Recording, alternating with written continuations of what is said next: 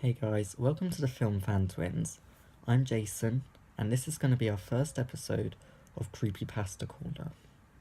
Today I will be reading the Creepypasta Autopilot, first uploaded to creepypasta.com on the 16th December 2013 by Captain Go Rope. So let's begin. Have you ever forgotten your phone? When did you realise you'd forgotten it? I'm guessing you didn't just smack your forehead and exclaim, "Damn!" a post of nothing. The realisation probably didn't dawn on you spontaneously. More like you reached for your phone, pouring open your pocket or handbag, and were momentarily confused by it not being there. Then you did a mental restep of the morning's events. Shoot. In my case, my phone's alarm woke me up as normal, but I realised the battery was lower than I expected. It was a new phone, and it had this annoying habit of leaving applications running that drained the battery overnight. So I put it on charge while I showered instead of into my bag like normal. It was a momentary slip from the routine, but that was all it took. Once in the shower, my brain got back into the routine. It follows every morning, and that was it. Forgotten. This wasn't just me being clumsy. As I later researched, this is a recognised brain function. Your brain doesn't just work on one level, it works on many. Like when you're walking somewhere, you think about your destination and avoiding hazards, but you don't need to think about keeping your legs moving properly. If you did, the entire world would turn into one massive hilarious quap cosplay. I wasn't thinking about regulating my breath.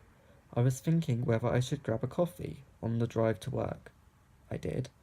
I wasn't thinking about moving my breakfast through my intestines.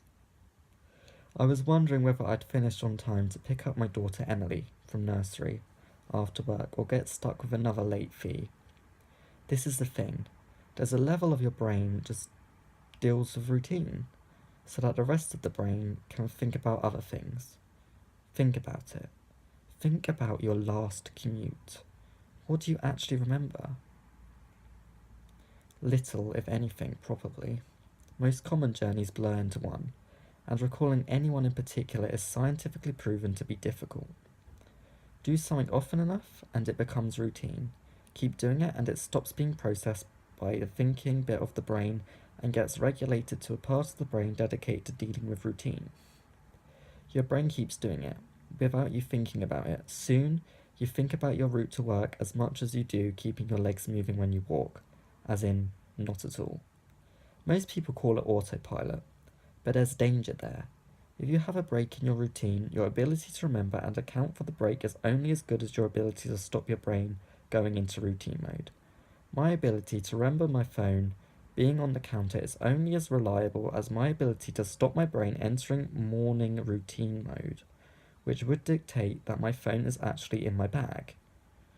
But I didn't stop my brain entering routine mode. I got in the shower as normal, routine started, exception forgotten, autopilot engaged. My brain was back in for routine. I showered, I shaved, the radio forecast amazing weather. I gave Emily her breakfast and loaded her into the car. She was so adorable that morning. She complained about the bad sun in the morning blinding her, saying it stopped her having a little sleep on the way to nursery, and left. That was the routine. It didn't matter that my phone was on the counter, charging silently. My brain was in the routine, and in the routine my phone was in my bag. This is why I forgot my phone. Not clumsiness, not negligence, nothing more, my brain entering routine mode and overwriting the exception. Autopilot engaged. I left for what? I left for work. It's a swelteringly hot day already. The bad sun had been burning since before my traitorously absent phone woke me. The steering wheel was burning hot to the touch when I sat down. I think I heard Emily shift over behind my driver's seat to get out of the glare. But I got to work, submitted a report, attended the morning meeting. It's not until I took a quick coffee break and reached for my phone that the illusion shattered. I did a mental restep. I remember the dying battery. I remember putting it on charge. I remembered leaving it there. My phone was on the counter. Autopilot disengaged. Again, Therein lies the danger. Until you have that moment, the moment you reach for your phone and shatter the illusion, that part of your brain is still in routine mode. It has no reason to question the facts of the routine. That's why it's a routine. Attrition of repetition. It's not as if anyone could say, "Why didn't you remember your phone? Didn't it occur to you? How could you forget?" You must be negligent. This is to miss the point. My brain was telling me the routine was completed as normal, despite the fact that it wasn't. It wasn't that I forgot my phone. According to my brain, according to the routine, my phone was in my bag. Why would I think to question it? Why would I check? Why would I suddenly remember out of nowhere that my phone was on the counter? My brain was wired into the routine, and the routine was that my phone was in my bag. The day continued to bake. The morning haze gave way to the relentless fever heat of the afternoon. Tarmac bubbled. The direct beams of heat threatened to crack the pavement. People swapped coffees for iced smoothies, jackets discarded, sleeves rolled up, ties loosened, brows mopped. The park slowly filled with sunbathers and barbecues. Windows frames threatened to warp. The thermometer continued to swell. Thank F the offices were air-conditioned.